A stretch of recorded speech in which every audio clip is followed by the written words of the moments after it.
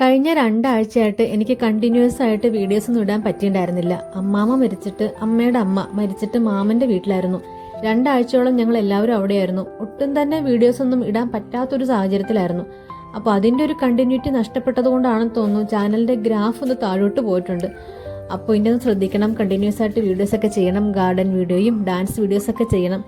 ഗാർഡനിലാണെങ്കിൽ അത്യാവശ്യം കുറച്ച് പണികളൊക്കെ ഉണ്ടായിരുന്നു. ഇന്നാണെങ്കിൽ പണി ചെയ്യാൻ നല്ല മൂഡായിരുന്നു. പക്ഷേ ഒരു രക്ഷയില്ലാത്ത മഴയായിരുന്നു ഇന്ന്.